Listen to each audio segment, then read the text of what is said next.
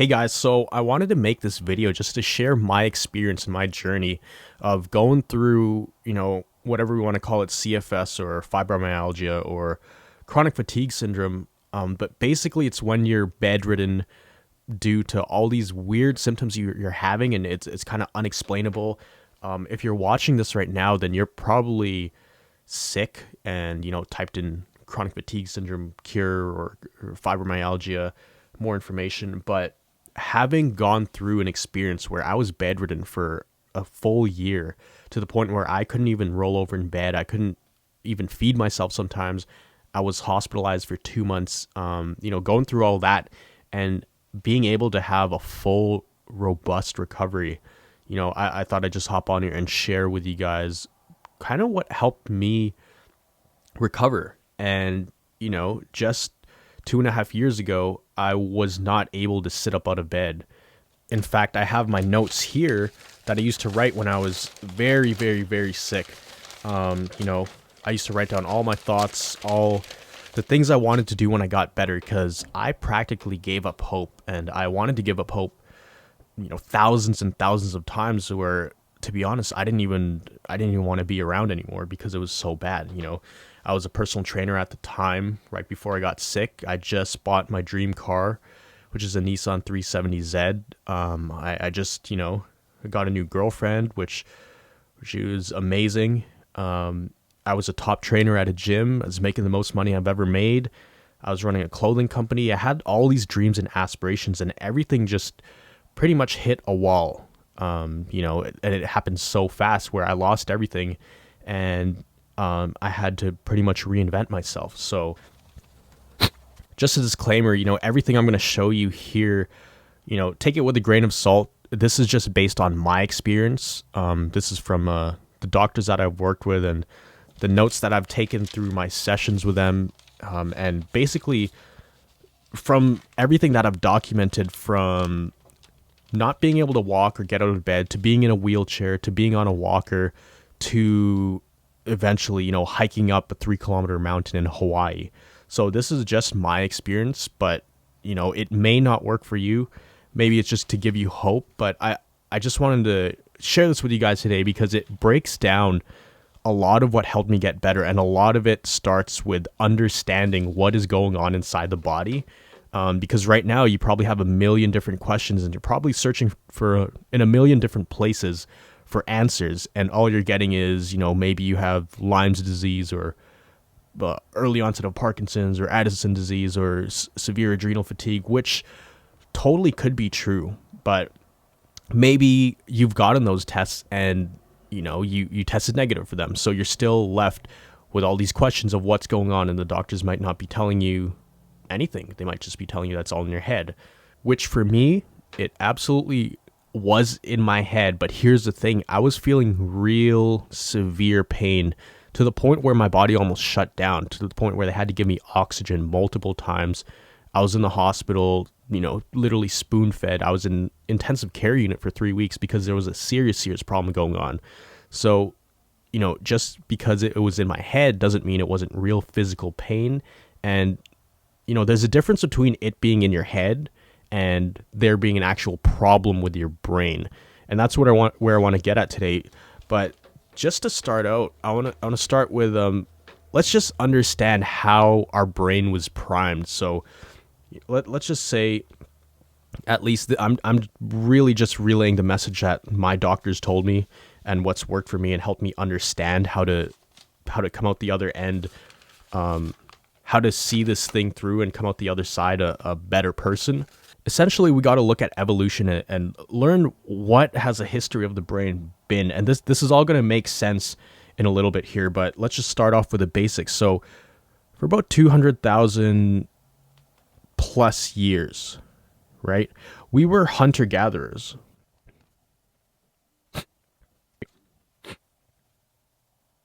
So our mind was wired for danger. It was wired to protect us against all these different things that could kill us.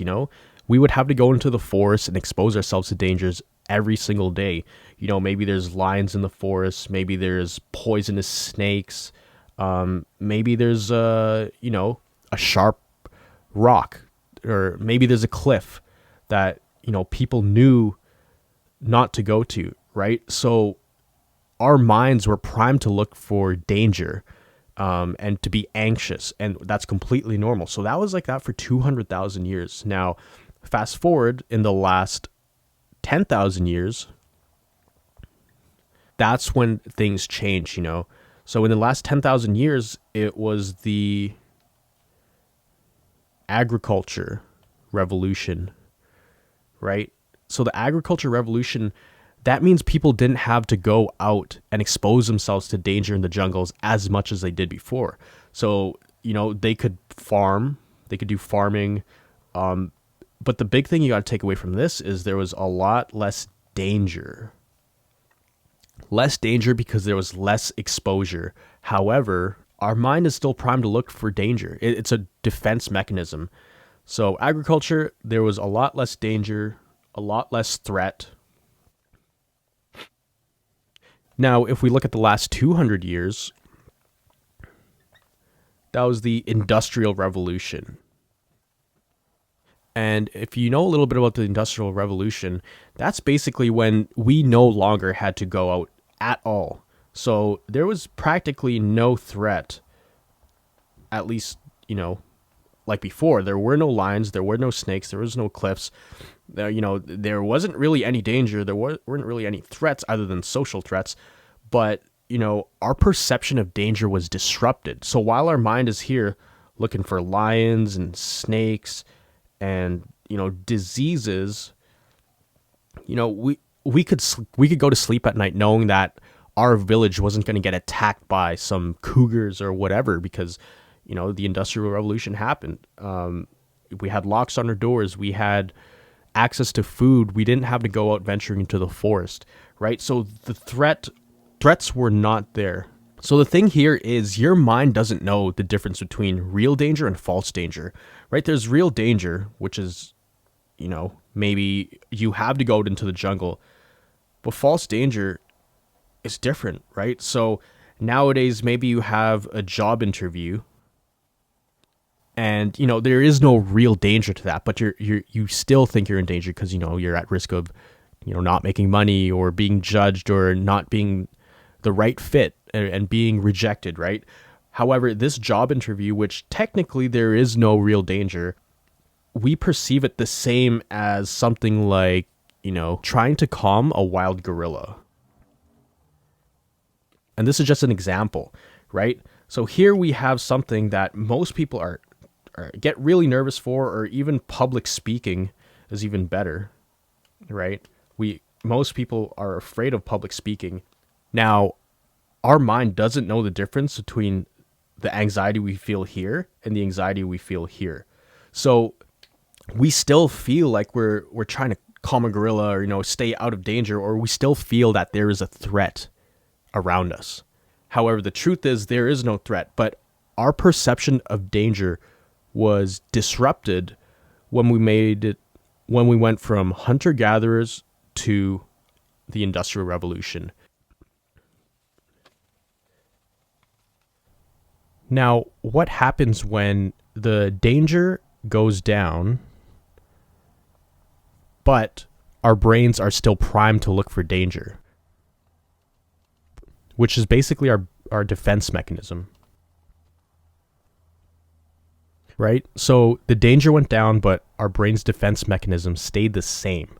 Now, what happens is you start getting all this anxiety, all this stress about danger that actually doesn't exist. So what that looks like is, if you think about anxiety, right? Think about it like a rocket ship leaving the Earth. Let's say if this is the Earth, there's an atmosphere around Earth, right? Now, in spaceflight, most of the energy is actually used up when they're trying to leave the atmosphere. So literally from here to here. Now, if this was Mars and the spaceship's going all the way there, most of that energy is used up in the beginning phases. So this is kind of like a drawing of the Earth. What happens is, in order to break through the atmosphere, in order to break through, to get out into actual space, most of the energy is used to push through here. So it's basically what's called a velocity threshold. Now, once it breaks this point, this is the breaking point, then there is no turning back. That spaceship is going to go all the way to Mars, right? But if it doesn't break that barrier, it's just going to fall back to Earth. Now, this is the crucial tipping point right here. This is where the velocity threshold is reached, where it's, it's going, and then boom, it just takes off, right? Now, it's the same thing with anxiety. And this is the part that, got me thinking. I'm like, this is, holy cow, I can totally relate to this. So what the doctor showed me was, now think of your anxiety, and your anxiety builds up, it builds up, it builds up, it builds up. Let's say this is an arc, right? Now, let's say velocity threshold is here in order to do like the full swing of things. Every little thing here is like a symptom, right? Let's say here it's headaches, right? And maybe the second one is fast heart rate. And then maybe the third one is shortness of breath. Maybe the fourth one is heart palpitations, right? It could be anything. And if you're watching this right now and you feel like you have CFS, you probably have a multitude of these symptoms, right? I know I did. When I counted, at the most, I think I had something like 40 symptoms. It was crazy, like cold feet, sweating, insomnia, irritability, sensitivity to sound and light. But basically, as these, symptoms come on from the anxiety, it goes, and then it reaches that breaking point. Now, when you reach that velocity threshold here, that is when the full-blown panic attack kicks in, right? And I'm sure I'm not sure, but you probably felt it before where, you have a panic attack. If you haven't, then that's great, because I hope you never do experience it. But if you have, the feeling when things start to get out of control. When it hits that velocity threshold point, exactly what that feels like. When you completely lose control, it's no longer in your hands. And at that point, you're no longer in control. You can't override the primal system, the primal mechanisms that your brain has. So once you reach this point, there is no stopping that rocket. It's taken off. You can't get around this. You can only get through it. So you basically wait it out. Now, here's the interesting part. When he taught me that, when I understood that anxiety builds up and builds up and builds up, and all these issues, all this chronic fatigue doesn't come from just one thing. When he told me how it all builds up in an arc, that's when I realized, I'm like, okay, that makes a lot of sense, because there's always that velocity threshold. Now, the most important thing here is, this could go one of two ways. There's two things that can happen here. One is, you have some symptoms, you have some panic, and then let's say this is the graph, this is velocity threshold, this is panic attack right here. I'm going to write this down, panic attack. One, you could start removing some of these. In terms of symptoms, you can't really remove like a headache or right just when you want to, but these can also be, stressors like worrying about, things that might not exist. Like maybe you have a doctor's appointment that you need to get to that you won't, in your mind, you're like, there's no way I'm going to get there. And if I do, then I'm going to end up way worse because I'm going to strain myself too much and exert too much effort. So that worrying is causing lots of stress. Now stress builds up and up and up. And like I said, let's go back to number one. We can stop that before it reaches that threshold. And that is the key, stopping it before it reaches the threshold. Now, the second thing that could happen is, just like we said earlier, this is velocity threshold. You have symptoms. It doesn't stop, and boom, it does the full cycle. You hit that panic attack. So the key is recognizing when these symptoms are piling up and, stopping it before it gets to that velocity threshold, because everything before this panic attack, you're kind of in control. You have some sort of control over. Anything after that, there is no control. And that's when you kind of just have to hold on tight and wait for it to be over. So the trick is to stop anxiety before it reaches that point.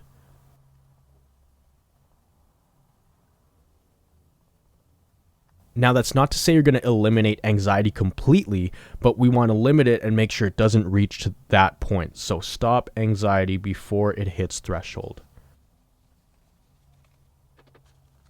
Now, let's say you do have a panic attack because, if you're in the state right now, then it's likely that you've had one or, you might have one. But let's just talk about that. So when you do have a panic attack, let's say this is let's say this is a timeline, right? And you have some anxiety, panic attack, boom. Panic attack reached. The thing about panic attacks is when you go through that full cycle of symptoms, right? There's some symptoms after, and we call that residual symptoms. And let's say it leaves a trail that slowly goes down over time, right? So that just might be you're more edgy, or you're more sensitive to quick movements or loud sounds, or you get startled more easily, or you have headaches, right? So you're going to have residual symptoms after that panic attack because it's almost like a bomb went off in your brain. Danger just went off. So you're going to be more, your brain is going to be more, on edge, looking for more danger, right? Now, what usually happens is there's residual symptoms. It slowly goes down, slows down. But the thing about these symptoms is they make you a bit more anxious. And so though these symptoms cause you to have more symptoms, you worry more, then boom, full-blown panic attack. And then that bigger panic attack causes more symptoms, which leads to more anxiety. And then it goes like that, right? And then so it just gets bigger and bigger and bigger and bigger to the point where you're having these, super, super panic attacks, and you're left with tons of symptoms, right? So, and if you think about it, it is really like a negative feedback loop because you're going to have anxiety, which eventually spills over to symptoms, right? Which the symptoms eventually would lead to a panic attack or some sort of crisis or meltdown or whatever. Now that panic attack leads to more symptoms. That's going to leave you, kind of like a wreck. And those symptoms are going to lead to more anxiety, which lead to more symptoms, more panic attacks, more symptoms, which leads to more anxiety. And just looking at this, you could tell that it really is like a negative feedback loop. The more it just keeps repeating itself until the whole thing gets out of control and you're constantly in a state of this whole thing. It's a cycle until, where I was a few years ago, I was in this repetitive cycle that was 24/7. And I was just going round and round, panic attacks every day, symptoms getting worse, anxiety getting worse. And I didn't know what was going on. I literally thought I was dying because that's what it felt like. And that's what happens when you get to this point right here when, you're panicking all the time and they're huge panic attacks and you have tons of symptoms. Now, everybody's different. You might not be getting actual panic attacks.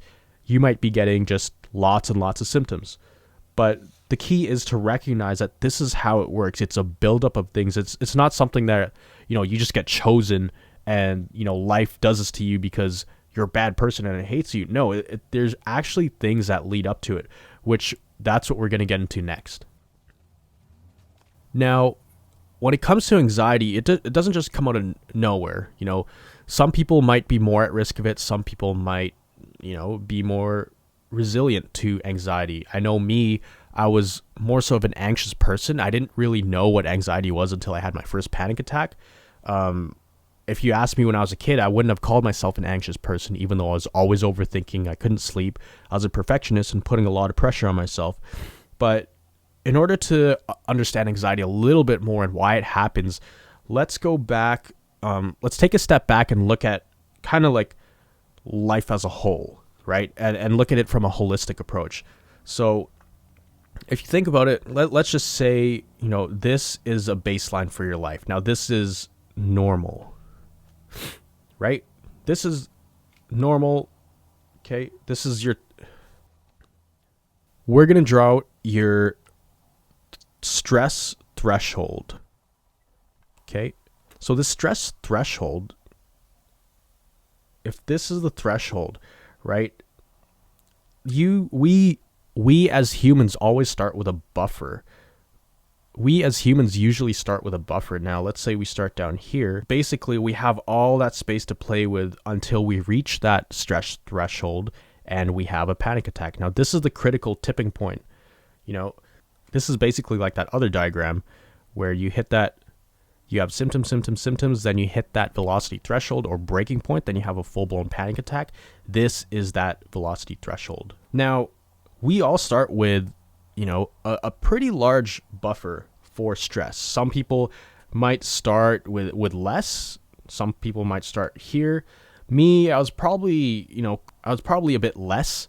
I had a bit less of a threshold than most people because I know people who do a lot worse things than I was doing to their body, and they never had a panic attack. But for people like us, if you're watching this video, you're probably, you know, you've probably had a smaller threshold, or you've done a lot to reduce this threshold.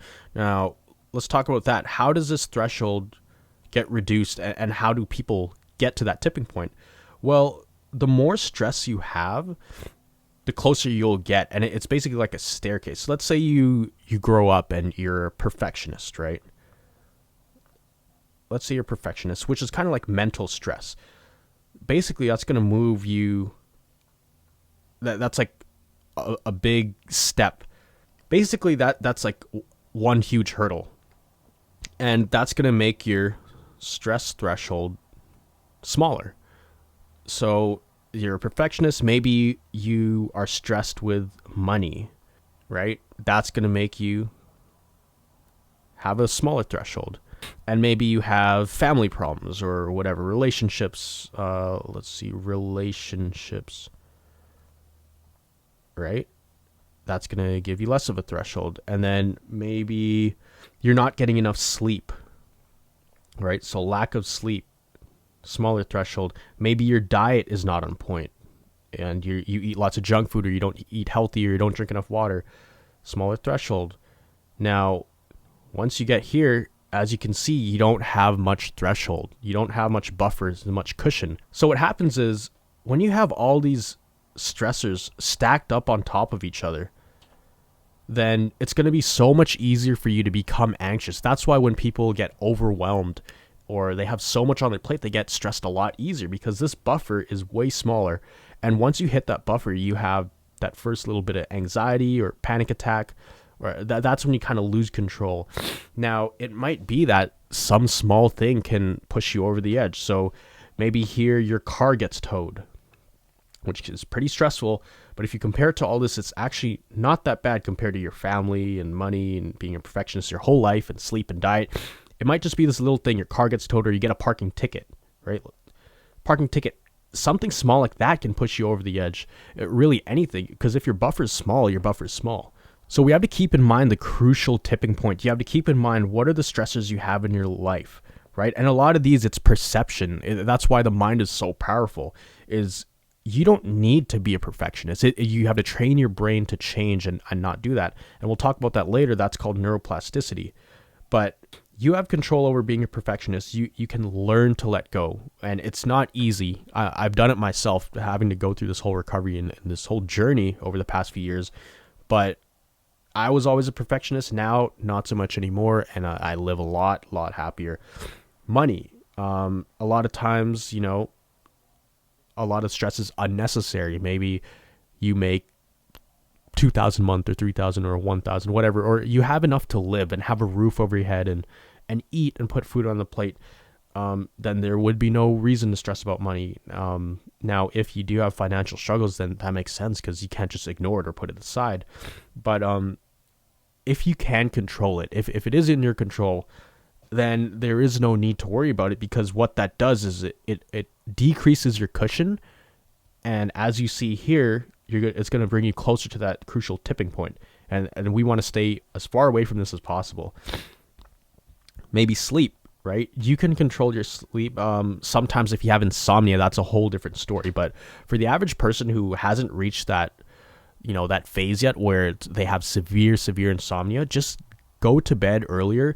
Even if you don't sleep, just lie in bed, close the lights, and turn off your cell phones, computers, and just take a minute to relax, right? And diet is one of the biggest ones. Is you have control over your diet.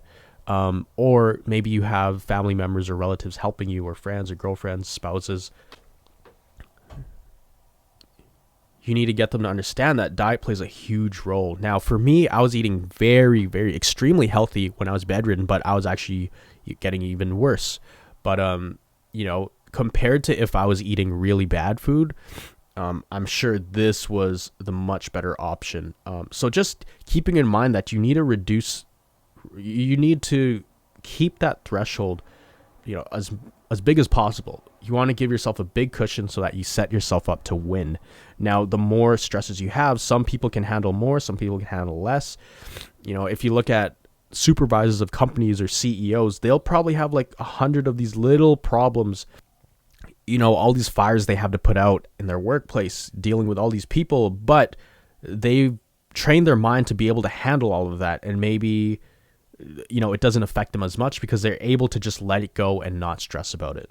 Now, when you do get to this point, that's exactly what I meant before. Once you have all those symptoms, which as you get closer here, you'll start to get more and more symptoms until you reach that breaking point where, you'll reach that velocity threshold, have a panic attack or a breakdown or whatever, a crisis, and then you'll have residual symptoms, and then you'll have more and then more and then more. Now, typically what my doctor told me is if you don't focus on retraining your mind and understanding these principles, and maybe even get some help with medication, at least they gave me simple medication, which I'm almost completely off now. I'm going to be off it by the end of the year, which had really no side effects on me, just in the beginning, maybe some nausea, but it's nothing compared to what I went through when I was sick.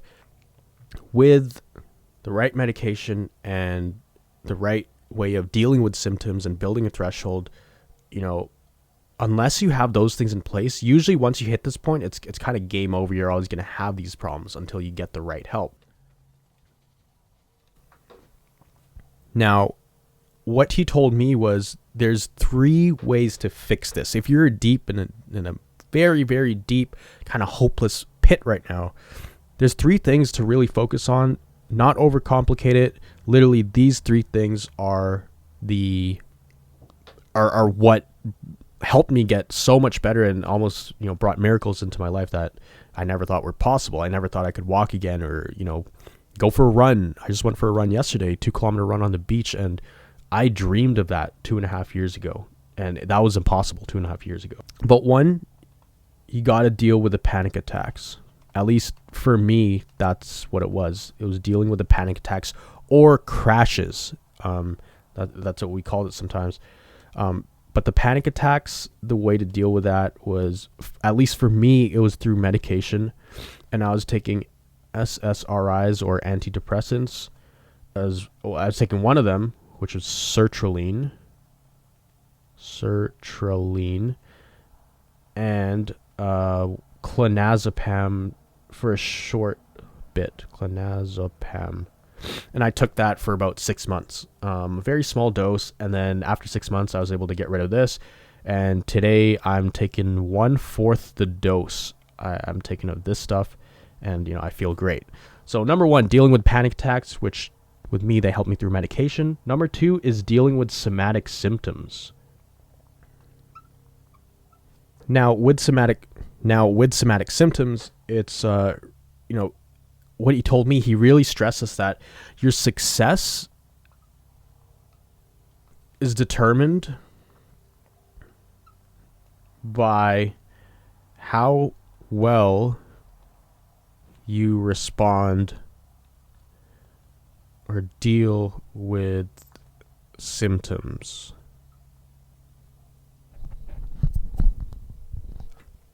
Your success is determined by how well you respond with symptoms.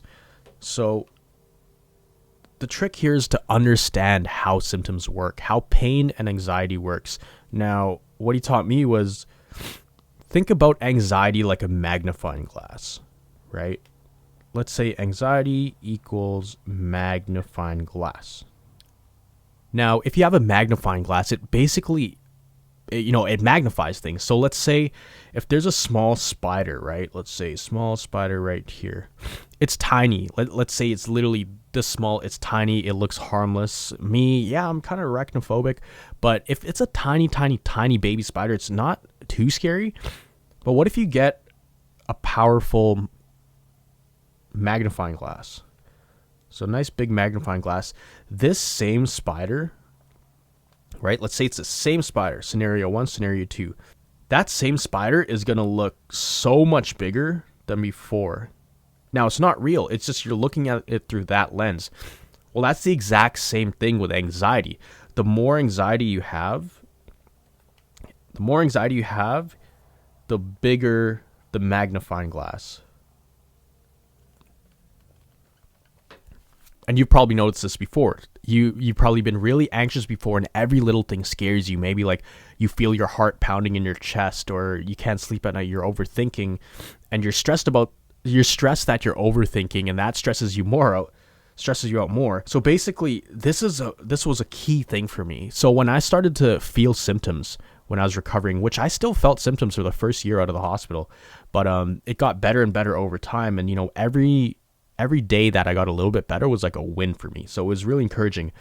But when I did feel symptoms, I just forced myself to remember, like, hey, your magnifying glass is bigger right now because you're being anxious. And this magnifying glass analogy helped me so much. It helped me understand kind of what was going on, and really break things down to a science, because I'm a very analytical person. I need to see things. I'm a visual learner. And if I don't see it, then it's hard, like, it's not as powerful. So to see this magnifying glass, I'm like, oh yeah. It's like if I get a heart palpitation or something, just one small heart palpitation, or my heart's racing a little bit because I go up the stairs, then my brain would immediately think like, oh, is my heart going to explode? Am I going to have a heart attack? Like, am I going to get shortness of breath? Oh no, now I'm thinking about my breath. Now I have to like consciously breathe, but if I don't consciously breathe, then it's like my body forgets to breathe. It's crazy stuff, but anxiety makes you think irrationally. It doesn't make sense sometimes what you think, but in the moment, it feels real. That danger is 100% very real. So let's move on to step number 3, because I said there were 3 steps. Step number 3 is building threshold, and this is where you start to build better habits. This is where you start taking care of your body. Remember that chart that we drew out, where your threshold gets less and less the more stressors you have. Well, this step number 3 is when you rebuild that, right? So we're trying to remove these stressors. Now, there's so many things we could do about that, but a lot of it is just taking care of yourself, listening to good music or calming music or binaural beats or sound, good sounds. There's meditation. There's diet, having a proper sleep schedule, de-stressing, maybe light yoga if you can, or acupressure. Go for massages, cool showers, deep breathing, which goes under meditation, taking a nice bath, so things that you really take care of yourself, that's going to help reduce a lot of this stuff. And you're really just giving your body the space it needs to heal and recover. Now, you're still going to feel some symptoms through all of this, until you're like 100% better. But basically, when it does come to symptoms, we have to understand chronic versus acute pain. So there's 2 types of pain, chronic and acute. Now, there's a really good book I recommend you get, like, literally right now. Like, pause this video and go download that book right now on audible.com. I think it's like $15 or something to sign up, but I'm not paid by them or affiliated by them, but this has helped me so much. It was literally like a godsend, and this is the one book that my doctor recommended that I read 100% or listen to if it's too strenuous on your eyes. Just listen to it in little chunks. But it's called The Brain's Way of Healing by Dr. Norman Deutsch. And I highly, highly, highly recommend, you know, anybody who's experiencing some sort of these weird symptoms, unexplainable stuff, or, you know, kind of lost hope in the medical industry because they've been told no and they turned away so many times, is to get this book 100%. It's a great listen. It has a lot of cases of people who had unexplainable things going on that they were able to fix with, you know, the methods shown in this book. But acute pain and chronic pain are two very different things. Now, acute pain is something that happens, it's sudden, right? The perfect example is you're walking down your hallway and you stub your toe on the corner. And what acute pain is, it's actually your body sending a signal to your brain saying that there's pain because there is actual danger. So that's basically your foot telling your brain to definitely not do that again because it caused pain. So think about it this way. Acute pain is your body sending pain to your brain, because all pain is, it's pain happens in your brain. It's a process that happens in your brain. Now, acute pain is real danger, right?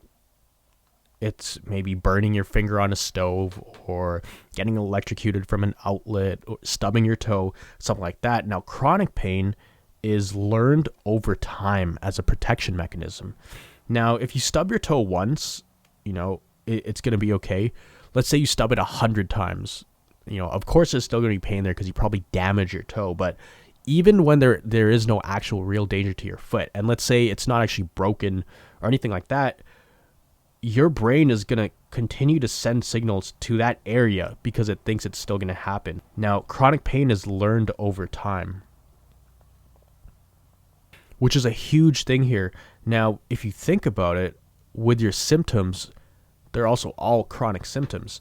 Now, at least for me, you know, I always thought my heart was going to explode, or, you know, my lungs were going to stop and I'll stop breathing. But really, that wasn't my lungs sending a signal to my brain. That was my brain sending a signal to my body, because my brain was so stressed. It was sending all these danger signals, these false signals, like a glitch in a computer, to my body. So there was no real heart issue, right? There was no real lung issue. There was no real, you know, there was no real, you know, organ failure that I thought I was going through. It was my brain sending these false signals, these false warnings to my body because it thinks it was in danger.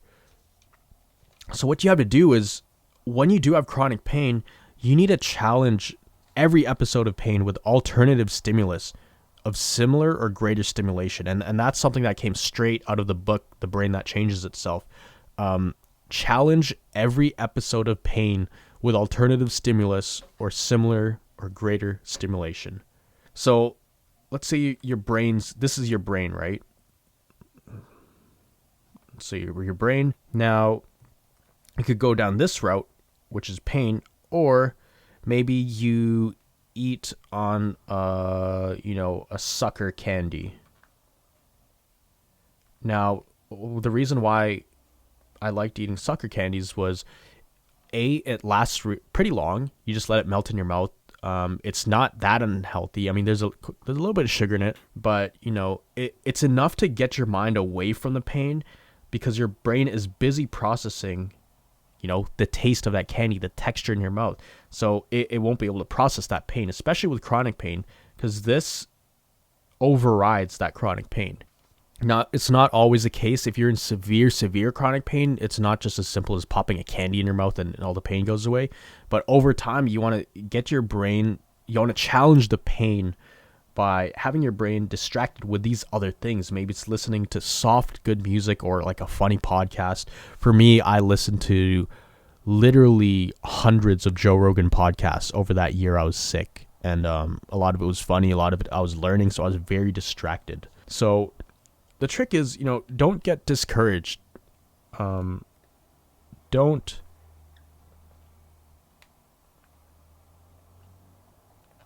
So the trick is, don't get discouraged by all the symptoms and the setbacks, because that's going to happen. Recovery doesn't go in a straight. recovery doesn't just go in a straight line up. You know, you're going to recover, then your body's going to adjust. So you're going to feel symptoms, and then you're going to recover, adjust, recover, adjust, recover, adjust. The trick is we want to move in the right direction, right? So, you know, you're recovering, dipping. What we don't want to happen is, let's say this is recovery. You recover a little bit, you dip, then you push a little too hard, you recover, and then boom, you're down to square one. Now, we want to keep it like this. Sometimes, especially in the beginning, it's a lot harder to get that rhythm going where you're actually recovering and dipping. And these processes can, when you first start, you know, building yourself up, these are longer apart. When you start getting better, your recovery time is a lot faster. Your symptoms are a lot less. You're able to do a lot more. But in the beginning, it's going to be very wonky. It's going to be very drawn out, and you're going to see little progress. But, you know, it all starts with baby steps. And if you could even get 10% better than you are today, I'm sure you would be ecstatic about that. As well, recovery is kind of like a staircase. You might feel like, you know, you're going in circles, right? Maybe you feel good, then you do activity, then you feel bad, right? But if you recover from this, you might feel like you're going in a circle, but it's not true. You're actually going in, think of it like a spiral staircase. You feel like you're in the same spot as before, but if you look, you're actually at a higher level than before. So for me, at least in the first few months, you know, my first day trying to walk in the hospital, all I could do was get out of bed, and I felt like a wreck after. And, you know, 3 weeks later, I was able to take 20 steps across the room, and then I felt terrible after. So in both those instances, I felt terrible, right? But look at where I was at. This is day 1. This is day 20 or whatever, month 2. It's different for everybody. But I felt the same at day 1 than I did at day 20. But look at what I did. Look what I was able to do. So it's not a repetitive circle. Rather, it's a spiral staircase going up where, yeah, it looks familiar. It feels like you're going in circles, but you're actually doing a little bit more every single time you push yourself and adjust and push yourself and adjust. It's because your body is trying to find balance. It's still adjusting. So don't get discouraged from symptoms and setbacks. Just know that you don't want to push yourself so hard that you crash. But basically, that's it for me. You know, we covered a lot of stuff in this. You're probably going to have to rewatch this video. These videos, I don't know if I'm going to break this up or not into, you know, a few different versions, or if you sit down and watch it a few times, take notes when you do this. I mean, literally look at all the notes I took, and this isn't even all of them, because you want to drill this into your mind so that you understand it and you internalize it. Once you understand this and internalize it, you know, you don't have to force yourself to, you know, to remember all this stuff, because once you understand it, you understand where the pain is coming from, where the anxiety is coming from, what's going on. You just feel more in control, right? So we covered kind of evolution, how we've developed over the hundreds of thousands of years. We covered anxiety, and how that leads to pain, and how that leads to symptoms, which is like pain. I meant to put panic here. Anxiety and panic, and then symptoms, and how it's a negative feedback loop. We talked about how, you know, you start with small anxiety, which could cause symptoms, which leads to bigger, and then bigger, and then bigger, and bigger, until you have a full-blown problem. We've covered how anxiety is like a magnifying glass, right? The more anxiety you have, the bigger the issues are.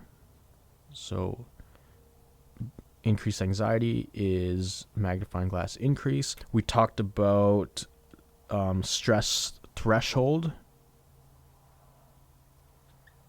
right? Building up a threshold with good habits, removing stressors from your life, right? So building threshold. We talked about chronic pain and acute pain.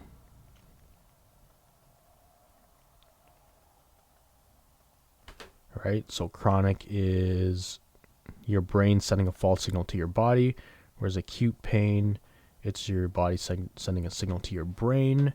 We talked about recovery, of how it's like a staircase, not a circle. We talked about, what else did we talk about? Oh, we talked about velocity threshold, of how when you have anxiety, it could go one of two ways. You could stop anxiety in its tracks. Two is you reach that velocity threshold and you get that panic attack. And we also talked about, one is pain management, or what is it? We also talked about panic attacks or crashes, dealing with symptoms, somatic symptoms, and building threshold. So I hope you guys got some value out of all of this. You know, I put in a lot of time into this because I wish there was something like this when I was sick, and there's a lot of good resources out there, but I never seen anything this in depth.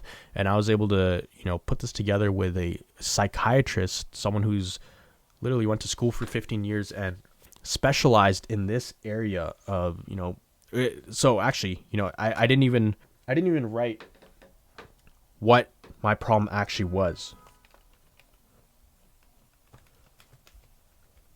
The name for what I had was panic disorder. That's what I was diagnosed with. Or somatoform dysfunction. So it's either or, panic disorder or somatoform dysfunction. But basically, I worked with that psychiatrist. He told me that, you know, a lot of people in third world countries where there's a lot of stressors, a lot of pressure, they deal with this exact kind of thing. So, and he told me I wasn't that bad. And keep in mind, I'm in the hospital, you know, drinking a lot of my meals through a straw because I didn't even have energy to chew. And I was in so much pain. But, you know, he told me all this stuff, and, you know, I just thought it would be wrong for me not to share it with you guys. And I hope you got value out of this. Just comment down below if you have any questions at all. My passion is helping people. You know, basically my life right now is kind of like a miracle. I was definitely saved. I was definitely, you know, if it wasn't for that doctor, I don't know if I would be around anymore, to be honest. So the least I can do is share this with the world, share this with people just like yourself, in hopes that this might help you and it can better your life. So just comment down below, reach out to me. One of the easiest ways to reach out to me is on my Instagram, which is Bautista Media. I'll write it down here, at Bautista Media. Just send me a DM there, or just add me on Facebook, Miguel Bautista, and reach out. But yeah, if you have any questions, let me know. I hope you have a great day, and if you are going through a tough time and some struggles right now, just hang in there. It's so much better on the other side. I wanted to give up thousands of times, but you know, just hang in there, get through this. Start listening to that book, The Brain's Way of Healing, and yeah, comment down below.